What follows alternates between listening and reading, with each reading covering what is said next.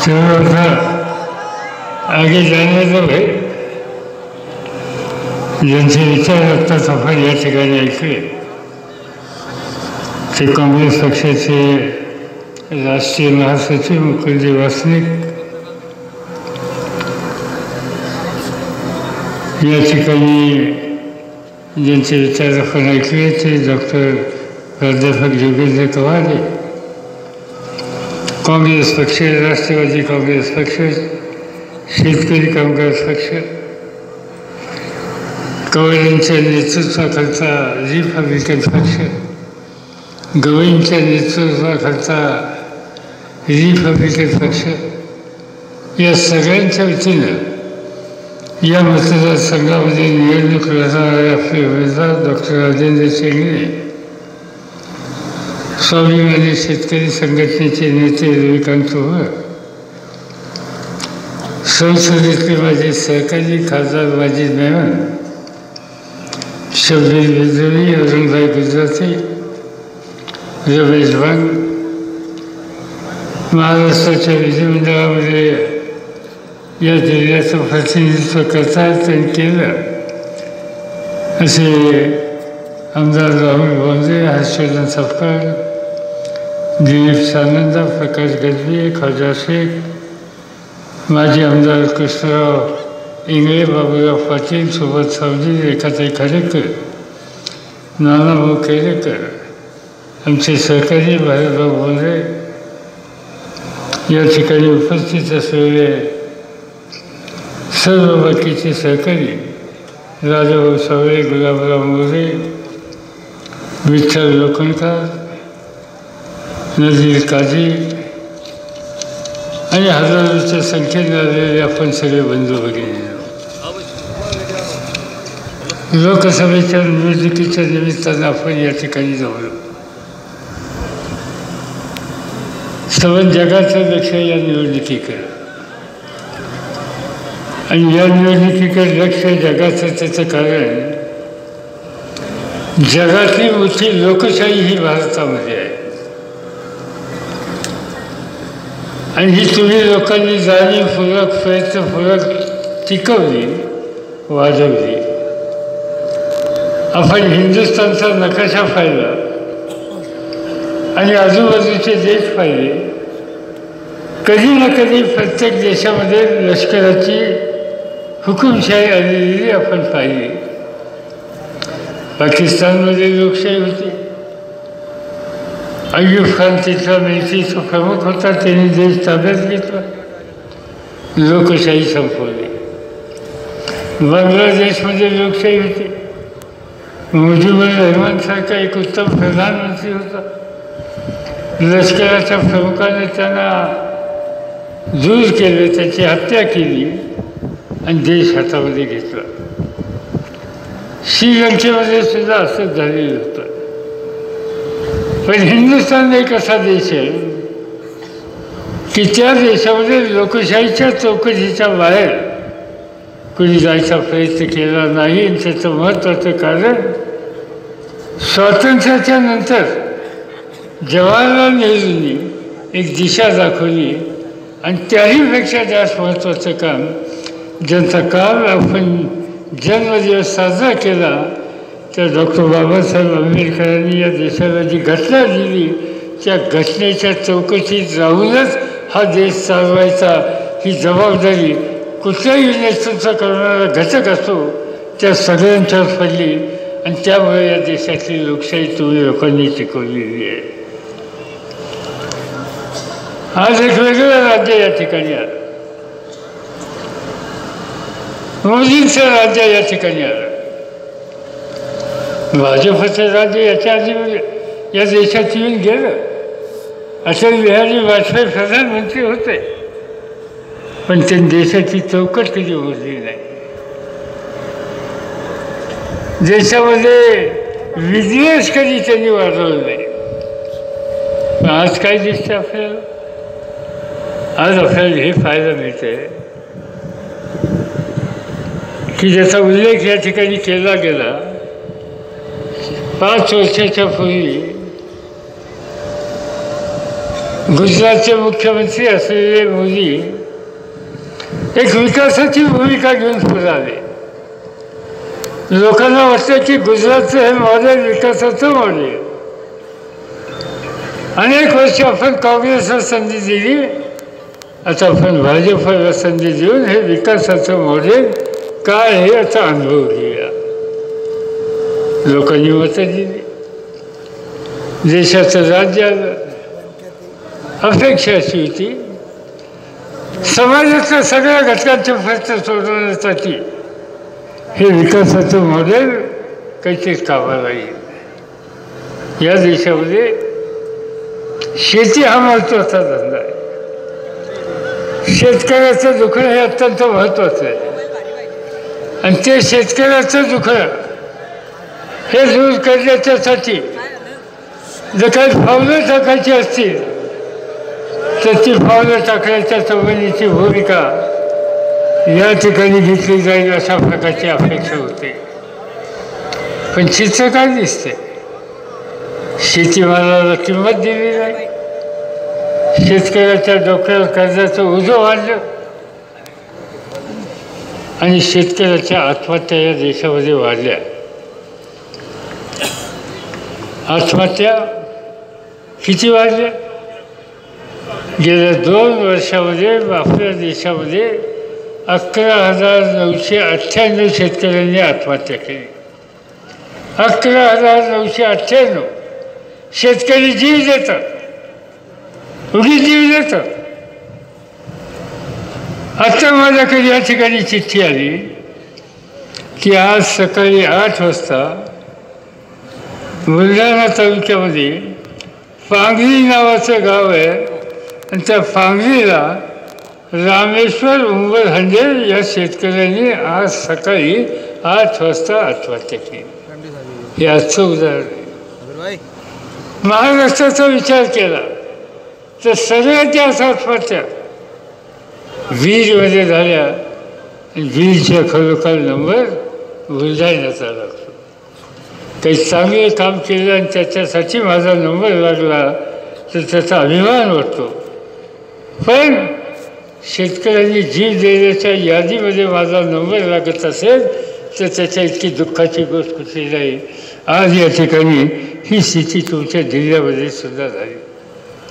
कशामुळे झाली? याचा उल्लेख या ठिकाणी केला मुकुल वासनिकांनी की मी शेती खात्याचा मंत्री होतो हिंदुस्थानचा. माझ्या कारकिर्दीमध्ये आत्महत्या झाल्याची माहिती मिळाली. कलेक्टरकडनं माहिती घेतली. ती आत्महत्या यवतमाळ जिल्ह्यामध्ये होती.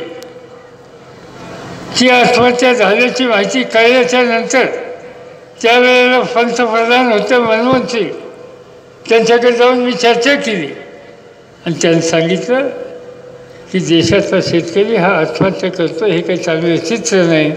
माझ्या महाराष्ट्रामध्ये, माझ्या यवतमाळ जिल्ह्यामध्ये अशाच प्रकारची आत्महत्या झाली. तुम्ही मी जाऊन त्या घरच्या लोकांचं सांत्वन केलं पाहिजे, आत्महत्याची कारणं काय ती समजून घेतली पाहिजेत आणि अनुकूल अशा प्रकारचे निकालसुद्धा या देशात घेतले. मनमोहन सिंग तयार झाले. दुसऱ्या दिवशी आम्ही दिल्लीवरून आलो, नागपूरला आलो, यवतमाळला गेलो, त्या गावी जाऊन आलो. माऊली डोळ्याचं पाणी तिथं थांबत नव्हतं. तिला विचारलं काय झालं तुझ्या नवऱ्याने, का असं काम केलं, घरामध्ये मुलं बाळ किती आहेत? तिने सांगितलं एक 20 वर्षाची मुलगी आहे. म्हणजे कशामुळे आत्महत्या झाली, त्याने का जीव दिला? त्या माऊलीने सांगितलं त्याच्या डोक्यावर कर्ज होतं आणि तो कर्जबाजारी झाला आणि त्यामुळं त्याला झोप येत नव्हती. एके रात्री त्यांनी विष खाल्लं. मी विचारलं कशाची कर्ज होतं? त्याने 6 वर्षाच्या पूर्वी बँकेचं कर्ज घेतलं विहीर काढायला. विहीर काढली 5 वर्ष, पाणी लागलं नाही, पण डोक्यावरचं कर्ज मात्र कायम राहिलं. त्याची वसुलीची नोटीस यायला लागली.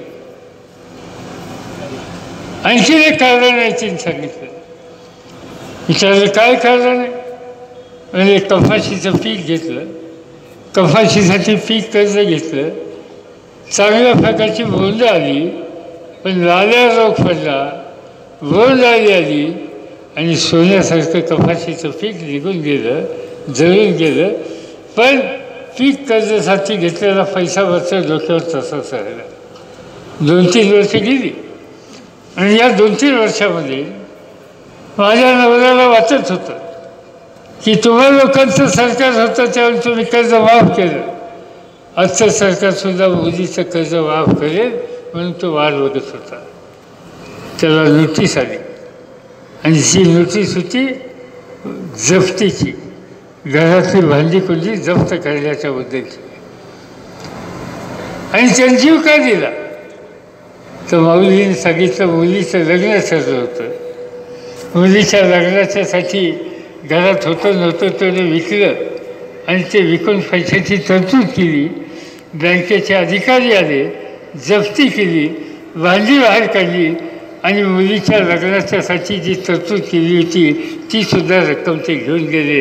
माझ्या नवऱ्याला सारखी काळजी होती की आता पोरीचं लग्न कसं करू. पाहुणे मंडळी माझ्याबद्दल काय म्हणतील.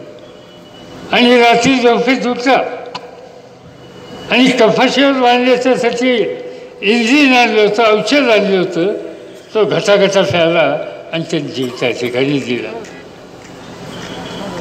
काय चूक होती त्या शेतकऱ्याची. विहिरीला पाणी लागलं नाही त्याची चूक होती, कपाशीवर लाल्या रोग पडला ही काही त्याची चूक होती, पोरीच्या लग्नाची चिंता होती काही त्याची चूक होती, घरातली भांडी कुंडी काढण्याच्या संबंधीचा निकाल घेतला ही काय त्याची चूक होती. या देशामध्ये आणि या राज्यामध्ये शेतकऱ्याच्या प्रश्नाच्या संबंधी असतात असलेले लोक आज सत्तेमध्ये आहेत आणि ते याकडे बघायला तयार नाहीत. त्यामुळं असे प्रकार घडतात. आणि आम्ही ज्यावेळी बघितलं यवतमाळ जिल्ह्याचं प्रकरण, आम्ही दिल्लीला परत गेलो, माहिती घेतली केंद्र सरकारमध्ये की बँकांचं कर्ज कुणी कुणी थकवलं आहे आणि बँकांची परिस्थिती काय आहे. आमच्याकडे माहिती मिळाली की देशातल्या मोठ्या मोठ्या उद्योजकांनी 1,20,000 कोटीचं कर्ज थकवलं. ते थकवलेलं कर्ज जर बँकेत भरलं नाही तर बँका ह्या संकटामध्ये येतील आणि केंद्र सरकारने त्यावेळेला हे 1,20,000 कोटी बँकेमध्ये भरले. शेतकऱ्यांच्या डोक्यावर कर्ज किती होतं? 70-71,000 कोटीचं होतं. मंत्रिमंडळाच्या बैठकीमध्ये मी आग्रह धरला की मोठ्या लोकांचं, मूलभूत उद्योजकांचं 1,20,000 कोटीचं कर्ज माफ होतं आणि काळ्याची इमान राखणारा माझा बळीराजा या देशाला अन्न देणारा त्याच्यावरचं कर्ज माफ होत नाही. ही काही गोष्ट मान्य नाही. याचं कर्ज माफ केलं पाहिजे.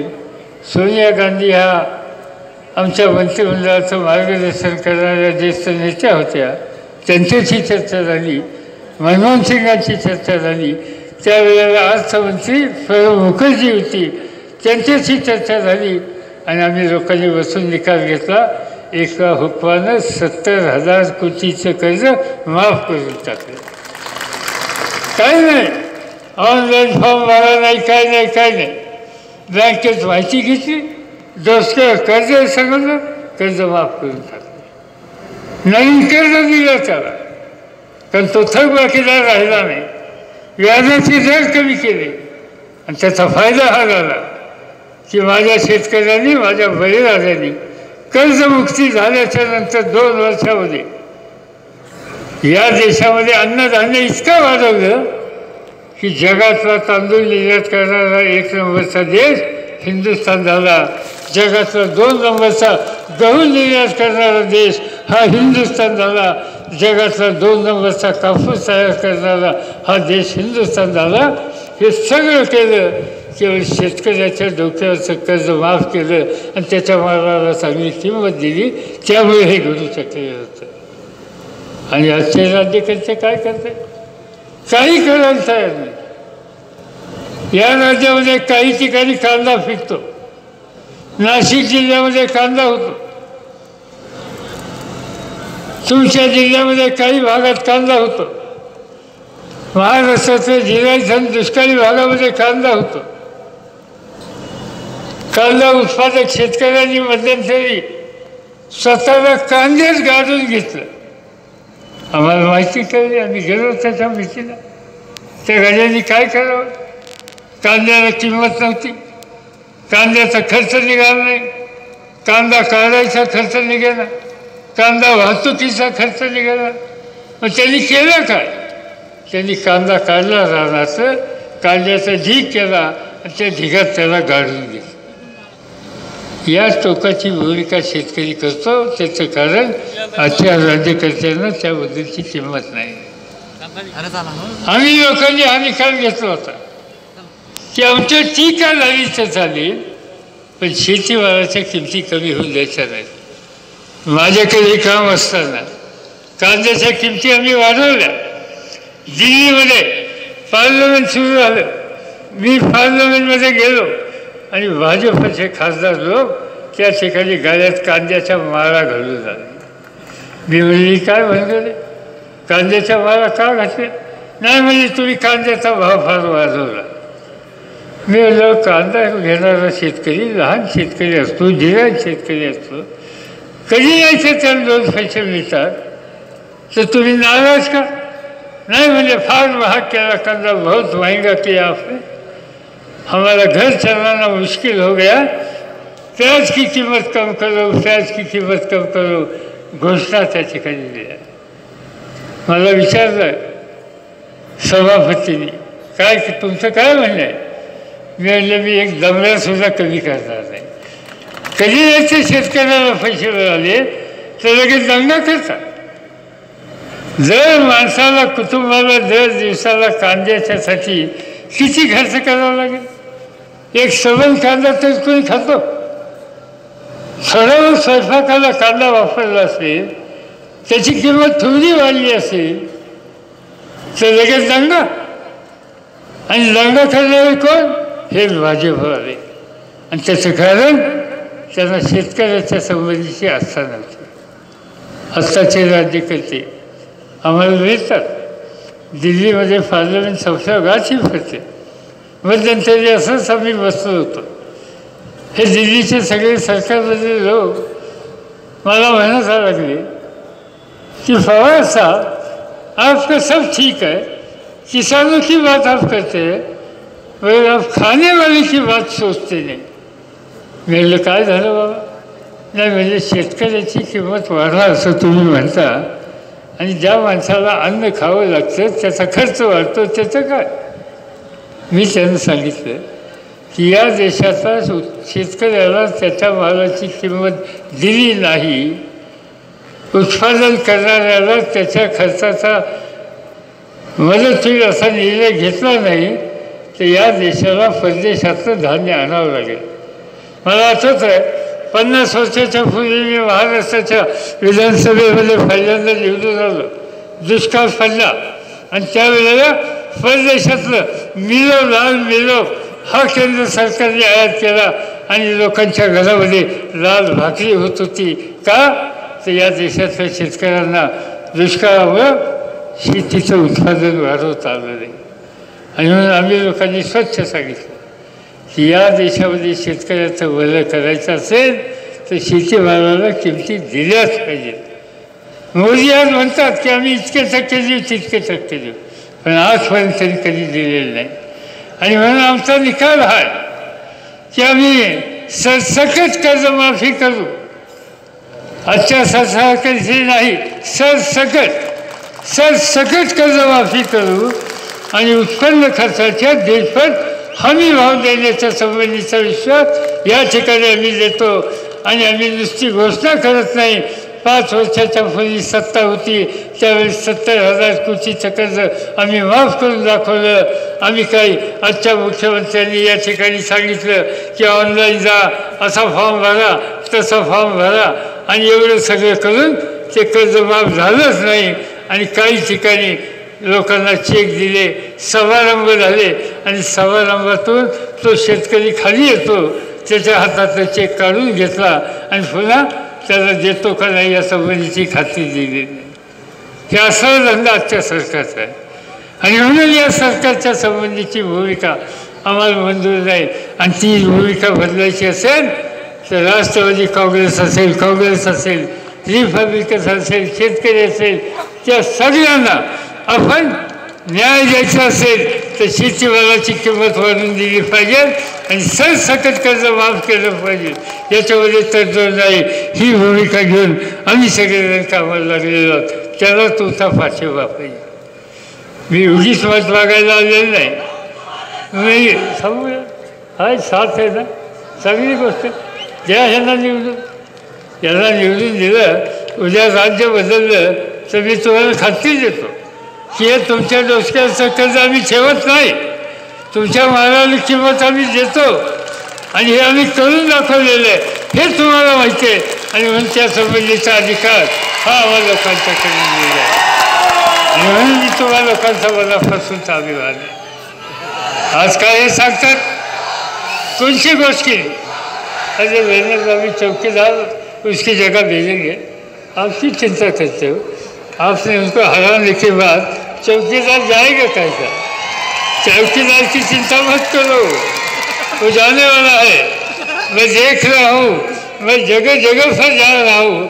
जिथं मी जसं जातो आहे तिथं लोक चौकीदाराच्या घोषणा करतात आणि त्याचं कारण अरे हो ठीक आहे राहून दे बाबा वर मान्य सर. असं अनेक गोष्टी आहेत तिथं. मी तुम्ही शेतकऱ्याचा इश्यू सांगितला. आज तुमच्याकडं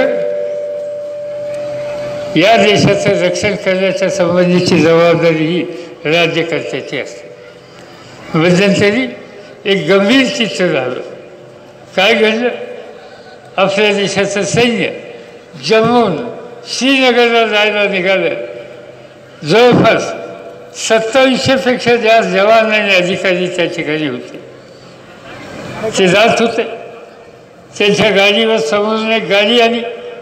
त्या गाडीने हल्ला केला आणि समोरून येणाऱ्या गाडीमध्ये स्फोटकं होती. त्याचा स्फोट झाला आणि स्फोट झाल्याच्या नंतर 40 जवान जागेवर त्या ठिकाणी मृत्युमुखी पडले.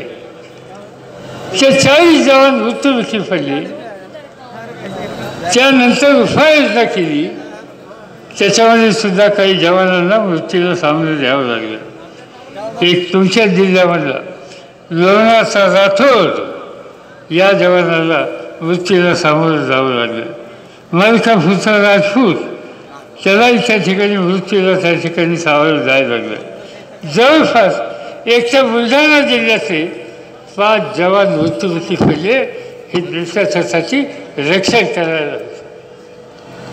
आमची अपेक्षा होती की या लोकांचा जी हत्या झाली त्यांचं कुटुंबावर जे संकट आलं त्या संकटाच्या काळामध्ये देशाचे प्रधानमंत्री यांच्याबद्दलची भूमिका सहानुभूतीची घेतली. मला कळलं की प्रधानमंत्री इथं शेजारी फादर कवड्याला आले होते. जो जवान गेला त्याचं अंत्यविधी करण्याच्यासाठी त्याचं शव या ठिकाणी आणलं. पण प्रधानमंत्र्यांना हातामध्ये हेलिकॉप्टर असताना सुद्धा पांढऱ्या कवड्यावरनं बुलढाणा जिल्ह्यात यायला वेळ मिळाला नाही. ते बघितलं त्या कुटुंबाचं सांत्वन केलं नाही. दोन्ही कुटुंबाचं सांत्वन केलं नाही. तिथं सांगत बसले की मैं चौकीदार हूँ, मैं देश की रक्षा करने वाला हूँ. या देशाचं मी भलं करणार आहे.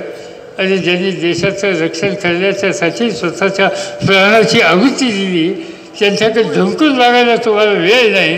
आणि तुम्ही सांगता त्यांच्याबद्दल तर करतो. कोण त्यांच्याबद्दल तर बघणार आहे. मला आठवत आहे की आम्ही ज्या वेळेला या देशाच्या हवाई दलाने पाकिस्तानवर दहशतवाद्यांचा हल्ला केला.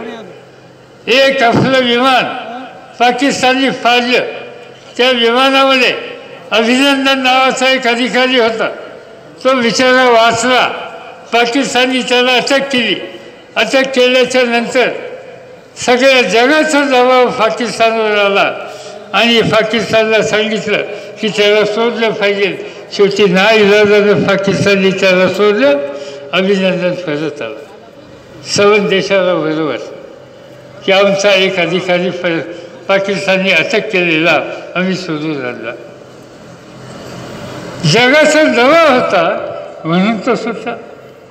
आणि इथं आमचे प्रधानमंत्री सांगायला लागले 56 इंचाची माझी छाती आहे आणि त्यामुळं पाकिस्तानने आमचा हा अधिकारी सोडला. होती गमतीची गोष्ट. हे गेले नाही, त्यांनी काही केलं नाही, त्यांनी हुकूम दिला नाही. जगाने पाकिस्तानवर दबाव आणला म्हणून अभिनंदनची सुटका झाली. आणि सांगतात 56 इंचाची माझी छाती. माझी विनंती आहे त्यांना, तुमची 56 इंचाची छाती आहे. महाराष्ट्राचा कुलभूषण जाधव नावाचा एक जवान गेले 2.5 वर्ष तुरुंगामध्ये, पाकिस्तानच्या तुरुंगामध्ये. तुमची 56 इंचाची छाती त्याला सोडू शकत नाही. कशासाठी 70 बसलेला. आणि म्हणून जवानांनी त्याग केला, जवानांनी त्या ठिकाणी शौर्य दाखवलं. तर त्या जवानांच्या आणि त्यागाचा आणि शौर्याचा लाभ घेण्याचा प्रयत्न आजचे राज्यकर्ते करतात. याला आमच्याकडे म्हणतात मल्यावरच्या तालुचं लोणी खाणारी ही जमात. ह्याच्यावर आमच्या सगळ्यांचा विश्वास नाही. आणि म्हणून या लोकांच्याबद्दल आपल्याला बदल करण्याची भूमिका घेतली पाहिजे. या सरकारने सांगितलं की आम्ही सत्तेला आलो, आम्ही भ्रष्टाचार संपवला. चांगली गोष्ट म्हणजे मोदी साहेबांनी सांगितलं ना खाऊंगा ना खाणे दूंगा. लोकांना वाटतं बरं झालं, गरीब भाजी आहे, खाते नाही खाऊही देत नाही, काय हरकत नाही. चौकशी झाली, आमच्याकडे एक माहिती आली, केंद्र सरकारने विमानं खरेदी करायचा निकाल घेतला. निकाल कधी घेतला? मनमोहन सिंग प्रधानमंत्री असताना. कुठलं विमान घ्यायचं ठरलं? लष्कराने सांगितलं की फ्रान्समध्ये दसॉल्ट नावाची कंपनी आहे आणि राफेल नावाचं विमान आहे, ते चांगलं विमान आहे, ते घ्यायचा निकाल घेतला. आपले अधिकारी गेले तिथे, चर्चा केली फ्रान्सची, विमानाची किंमत विचारली. विमानाची किंमत सांगितली 350 कोटी रुपये एका विमानाला. सरकार गेलं, नवं सरकार आलं, मोदींचं सरकार आलं. ते वर्षभर थांबले आणि त्यांनी पुन्हा वाटाघाटी केल्या. 350 कोटीचं विमान 650 कोटीवर गेलं मोदींच्या राजवटीत. आणि अधिक किंमत देण्याच्यासाठी विचार करावा लागेल म्हणून हे सरकार थांबलं. आणि आणखी 1 वर्ष थांबल्याच्या नंतर त्या विमानाची किंमत 1660 कोटी रुपये त्या ठिकाणी झाली. 350 कोटीला मिळणारं विमान आज 1660 कोटीला खरेदी करण्याचा प्रस्ताव आज त्या ठिकाणी आलेला आहे. आणि नुसतं तेवढं नाही, आपल्या देशामध्ये जेव्हा चीनचं युद्ध झालं तेव्हा विमानं तयार करण्याची यंत्रणा नव्हती. यशवंतराव चव्हाण प्रधानमंत्री, त्यावेळी संरक्षण मंत्री होते. त्यावेळेला देशामध्ये विमानं तयार करण्याचे 3 कारखाने काढले. एक नाशिकच्या जवळ काढला ओझरला, एक बंगलोरला काढला आणि एक लखनौला काढलं. हे जे राफेलचं विमान आहे त्यातली काही विमानं आणायची आणि बाकीची विमानं हिंदुस्थानात तयार करायची, हा प्रस्ताव त्या ठिकाणी होता. पण सरकार बदलल्याच्या नंतर भारत सरकारच्या मालकीची विमानं तयार करण्याची 3 कारखाने असताना भारत सरकारला हे काम दिलं नाही. ते काम दिलं एका उद्योगपतीला आणि त्याचं नाव अनिल अंबानी, रिलायन्स नावाच्या कंपनीचा मालक. काय केला अनुभव होता विमान तयार करायचा. आम्ही चौकशी केली की अंबानीने आत्तापर्यंत विमान कधी तयार केलं का? नाही म्हणजे आता जमीन घेतली नागपूरला, त्या जमिनीत फॅक्टरी बांधणार आहे, नंतर मशीन आणणार आहे, नंतर अधिकारी नेमणार आहे आणि त्यानंतर विमान तयार करणार आहे. लागतील 5-6 वर्ष त्याला. आणि ज्या अंबानीने आम्ही शाळेत असताना वहीचा एक कागद फाडायचो आणि त्याचं विमान कागदाचं करायचो आणि वर्गात आम्ही एका दुसऱ्या मुलाला ते विमान मारायचो. तसं कागदाचं विमानसुद्धा अंबानीने केलं नाही आणि विमान तयार करण्याचा अधिकार त्यांच्याकडे. हे काम त्याच्याकडे सोपवलं गेलं. याचा अर्थ स्वच्छ आहे की याच्यात काहीतरी गडबड आहे. पार्लमेंटमध्ये आम्ही मागणी केली की याची चौकशी करा. नाही म्हणजे गुप्त माहिती आहे. ही गुप्त माहिती बाहेर घेऊन चालणार नाही. मला आठवत आहे की राजीव गांधी प्रधानमंत्री होते. वफर नावाची तोफ खरेदी केली. आज सत्तेमध्ये त्यांनी राजीव गांधीवर आरोप केला, चौकशीची मागणी केली. राजीव गांधींनी सांगितलं विरोधी पक्षाच्या खासदारांना घेऊन चौकशी कमिटी नेमा, काय असेल ते सत्य लोकांच्या समोर आणा. माझा पाठिंबा त्याला कमिटी नेमली राजीव गांधींनी. विरोधी पक्षाचे लोक घेतले, त्याच्यामध्ये काही निघालं नाही. हे धाडस राजीव गांधींनी केलं. त्याचं कारण त्यांचा हात स्वच्छ होता. आणि आजचं सरकार चौकशी करायचं मागलं केलं तर सरकार सांगतं की ही माहिती गुप्त होती. आणि माहिती गुप्त होती. आणि काही दिवसांनी आम्हाला कळलं की जी माहिती नाही. आता कोर्टामध्ये कुठं गेलं, कोर्टाने सांगितलं की ही माहिती द्यावी लागेल. केंद्र सरकारच्या वकिलांनी सांगितलं की ती माहितीची चोरी झाली. माहितीची चोरी झाली.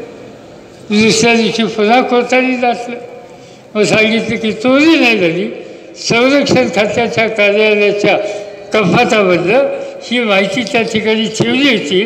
त्याचे फोटो कुठं काढले आणि पेपरमध्ये छापून दिले. जी माहिती पार्लमेंटच्या लोकांना गुप्त माहिती म्हणून देत नाही, त्याचे फोटो पेपरला छापून आले. या पद्धतीचं हे राज्य आजचे राज्यकर्ते करतात. याचा अर्थ हा त्यांनी सांगितलं मला खाऊंगा नाही ना खाणे दूंगा, याच्यामध्ये काही दम नाही.